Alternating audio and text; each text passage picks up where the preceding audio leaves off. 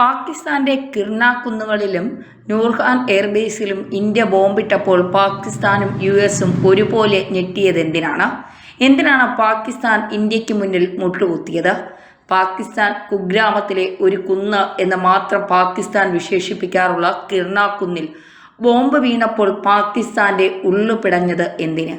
ആ സംഭവത്തിന് മണിക്കൂറുകൾക്കകം വെടിനിർത്തൽ ആവശ്യപ്പെട്ട് പാകിസ്ഥാനിൽ നിന്ന് സൈനിക കാര്യങ്ങളുടെ ഡയറക്ടർ ജനറൽ ഇന്ത്യയെ വിളിച്ചതെന്തിന്?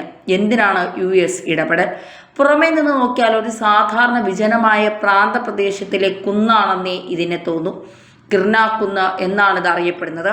പാകിസ്ഥാന്റെ തലസ്ഥാനമായ ഇസ്ലാമാബാദിൽ നിന്നും അധികം ദൂരെയല്ലാത്ത ഈ കുന്നിൽ ഇന്ത്യയുടെ മിസൈൽ പതിച്ചപ്പോൾ പാകിസ്ഥാനും USഉം ഒരുപോലെ ഞെട്ടി. പിന്നാലെ കിർണ കുന്നിനടുത്തുള്ള നൂർഖാൻ എയർബേസിലും ഇന്ത്യയുടെ മിസൈൽ പതിച്ചു. ഇതോടെ പാകിസ്ഥാനും USഉം നെട്ടോട്ടമായി. അധികം വൈകാതെ പാകിസ്ഥാന്റെ സൈനിക നിർവഹണത്തിന്റെ ചുമതല വഹിക്കുന്ന ഡയറക്ടർ ജനറൽ ഇന്ത്യയെ വെടിനിർത്തൽ ആവശ്യപ്പെട്ട് വിളിച്ചു. കഴിഞ്ഞ മെയ് 10 ഇന്ത്യ നടത്തിയ ഈ 2 ആക്രമണങ്ങളാണ് വെടിനിർത്തലിന് പാകിസ്ഥാനെ നിർബന്ധിച്ചതെന്ന് വിദഗ്ധർ പറയുന്നു.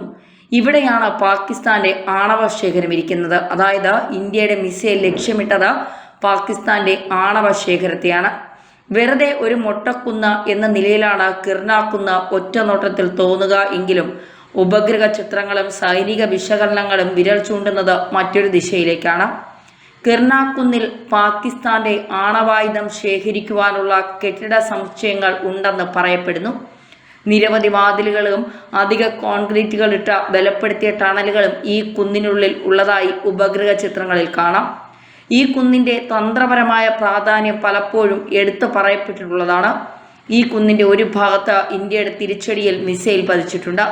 മാത്രമല്ല, ബങ്കറുകൾ വരെ തുളച്ചു പോകാൻ ശേഷിയുള്ള മിസൈലുകൾ ഇവിടെ പതിച്ചിട്ടുണ്ടെന്നും പറയുന്നു. സാധാരണ സ്ഫോടനങ്ങൾക്കൊന്നും ഇതിനുള്ളിൽ സൂക്ഷിച്ച ആണവ ശേഖരണത്തിൽ സ്ഫോടനം നടത്താൻ ശേഷിയുണ്ടാവില്ല. പക്ഷേ അതിനടുത്തെല്ലാം ഈ ആക്രമണം കേടുപാടുകൾ വരുത്തിയിരിക്കാമെന്ന് കരുതുന്നു. വിചാരിച്ചാൽ ഇന്ത്യക്ക് ഇവിടെയെല്ലാം ഏത് നിമിഷവും കയറി അടിക്കാനാകുമെന്ന ഭയം പാകിസ്ഥാന്റെയും USന്റെയും ഉള്ളിലുണ്ടായി. അതുപോലെ നൂർഖാൻ എയർബേസും തന്ത്രപ്രധാനമായ ഇടമാണ്.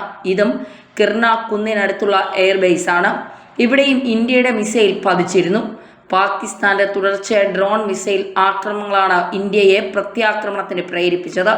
പാകിസ്ഥാന്റെ 11 എയർ ബേസുകളാണ് ഇന്ത്യ തകർത്തത്. പക്ഷേ ഇതിൽ തന്ത്രപ്രാധാന്യമുള്ള നൂർഖാൻ എയർബേസിനെ ഇന്ത്യ ആക്രമിച്ചത് അമേരിക്കയെ ശരിക്കും ഞെട്ടിച്ചു കളഞ്ഞു. കാരണം പാകിസ്ഥാന്റെ ആണവ ഉത്തരവിടാനും നിയന്ത്രിക്കാനുമുള്ള സംവിധാനങ്ങൾ ഇതിന് തൊട്ടടുത്താണ്. മാത്രമല്ല, പാകിസ്ഥാന്റെ തലസ്ഥാനമായ ഇസ്ലാമാബാദിന് തൊട്ടടുത്താണ് നൂർഖാൻ എയർബേസ്. ഇതോടെയാണ് വെടിനിർത്തലിന് പാകിസ്ഥാനുമേൽ US സമ്മർദ്ദം ചെലുത്തിയതെന്നാണ് സൈനിക യുദ്ധ വിശകലന വിദഗ്ധരുടെ അഭിപ്രായം. USന്റെ നിർദ്ദേശം പാകിസ്ഥാൻ ഉടനെ സമ്മതിക്കുകയും ചെയ്തുവെന്ന് പറയുന്നു. ഇതിൽ USന്റെ താൽപ്പര്യം ഇനിയും വ്യക്തമല്ല. പുൽവാമ ഭീകരാക്രമണത്തിലും കാണ്ഡഹാർ വിമാനറാഞ്ചലിന്റെയും ഭാഗമായ കൊടും തീവ്രവാദികളെ ഇന്ത്യ ഇല്ലാതാക്കി.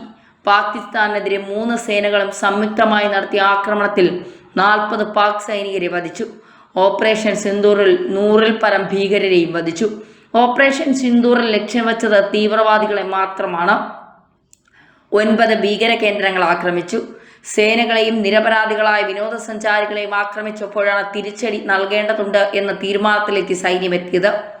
സൈന്യത്തിൻ്റേത് തീവ്രവാദികളെ മാത്രം ലക്ഷ്യമിട്ടുകൊണ്ടുള്ള ആക്രമണമായിരുന്നു.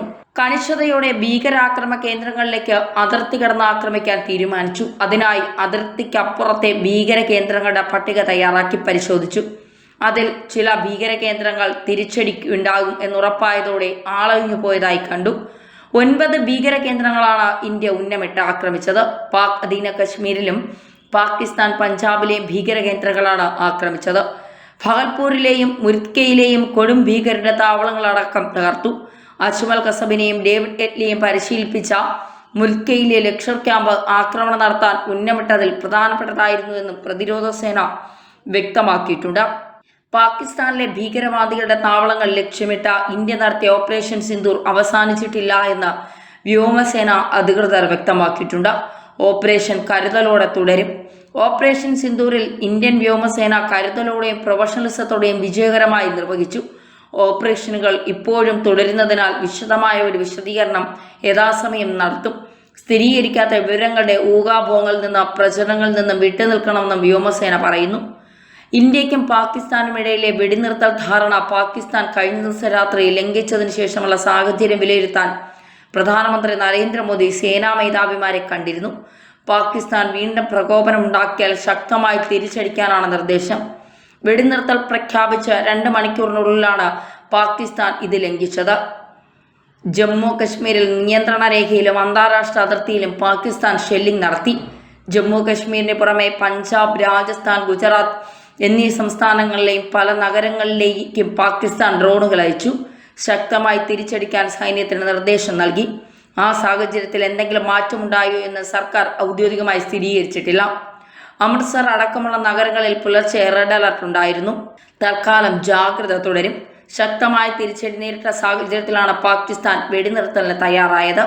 രാവിലെ 9 മണിക്കും പാകിസ്ഥാന്റെ DGMO ഇതിന് സന്നദ്ധത അറിയിച്ച് സന്ദേശം നൽകിയിരുന്നു. വൈകിട്ട് നടന്ന ചർച്ചയോടെ ധാരണയിലായി. നദീജല കരാർ അടക്കം ഒരു കാര്യത്തിലും വിട്ടുവീഴ്ച ചെയ്തിട്ടില്ലെന്ന് സർക്കാർ അറിയിച്ചു. ആക്രമണം നടത്തിയ ശേഷം ഭീകരർ എവിടെ വരെ ഓടിയാലും ഇന്ത്യ പിന്തുടർന്ന് വേട്ടയാടുമെന്ന് പ്രതിരോധ മന്ത്രി രാജ്നാഥ് സിംഗ് ഭീകരർക്ക് ശക്തമായ മറുപടി നൽകി. ഇന്ത്യ ഒരിക്കലും പാകിസ്ഥാനിലെ ഒരു ജനവാസ മേഖലയും ഉന്നമിട്ട് ആക്രമണം നടത്തിയിട്ടില്ല. റാവൽപിണ്ടി ആക്രമിച്ചെന്നും പ്രതിരോധ മന്ത്രി സ്ഥിരീകരണം നൽകി. പാക് സൈന്യത്തിന്റെ കമാൻഡ് സെന്ററുകളിലൊന്നായ റാവൽപിണ്ടിയിലടക്കം ആക്രമണം നടത്തി. പാകിസ്ഥാനിൽ പ്രവേശിച്ച് പലതവണ ആക്രമണം നടത്തി തിരിച്ചെത്തിയ സൈന്യത്തിന് രാജ്നാഥ് സിംഗ് അഭിനന്ദനം അറിയിച്ചു. ഭീകരർക്ക് പാക് മൺ സുരക്ഷിതമല്ലെന്ന മുന്നറിയിപ്പ് ഓപ്പറേഷൻ സിന്ദൂർ നൽകി. ലക്നൌവിലെ പുതിയ ബ്രഹ്മോസ് നിർമ്മാണ യൂണിറ്റ് ഉദ്ഘാടനം ചെയ്യുകയായിരുന്നു പ്രതിരോധ മന്ത്രി. അടിയന്തരമായി ദില്ലിയിൽ തുടരേണ്ടതിനാലാണ് ബ്രഹ്മാസ് ടെസ്റ്റിംഗ് നിർമ്മാണശാലയിലെ നിർമ്മാണോദ്ഘാടനത്തിന് നേരിട്ട് വരാൻ കഴിയാതിരുന്നത്. പ്രതിരോധ രംഗത്ത് രാജ്യത്തിന്റെ ലക്ഷ്യങ്ങളിലേക്ക് കൃത്യമായി എത്താൻ കഴിയേണ്ടതുണ്ട്. അതിർത്തിയിലെ സാഹചര്യത്തിൽ ഇത് തെളിയുകയാണ് എന്നും രാജ്നാഥ് സിംഗ് വ്യക്തമാക്കി. ഇന്ത്യ കൃത്യമായി നിലപാടെടുത്ത് മുന്നോട്ട് പോവുകയാണ്. അതായത് ഭീകരരെ ഒരു തരത്തിലും വച്ചുപാഴിക്കില്ല എന്ന നിലപാട് ഇന്ത്യ സ്വീകരിക്കുമ്പോൾ പാകിസ്ഥാന്റെ ആണവായുധ കേന്ദ്രങ്ങൾ തന്നെയാണ് ഇന്ത്യ ലക്ഷ്യമിടുന്നത്. ഭീകരരെ ഇനിയും വച്ചു വളർത്തിയാൽ പാകിസ്ഥാന്റെ ആണവായുധ കേന്ദ്രങ്ങൾ ഇന്ത്യ തകർത്ത് തരിപ്പണമാക്കും എന്ന് തന്നെയാണ്. അതിന് ഇന്ത്യക്ക് വേണ്ടത് വെറും 2 സെക്കൻഡ് മാത്രമാണ്. അത് പാകിസ്ഥാന് മനസ്സിലായിട്ടുണ്ട്. പക്ഷേ പാകിസ്ഥാനിലെ ഭീകരവാദികൾക്കത് മനസ്സിലായില്ല എന്നുള്ളതാണ് കഴിഞ്ഞ ദിവസം വീണ്ടും ആക്രമണം പാകിസ്ഥാന്റെ ഭാഗത്ത് നിന്ന് ഉണ്ടായതിൽ നിന്ന് വെളിവാകുന്നത്. എന്തായാലും പാക് ആണവ കേന്ദ്രങ്ങൾ സുരക്ഷിതമല്ല എന്നോർത്താൽ നന്ന്.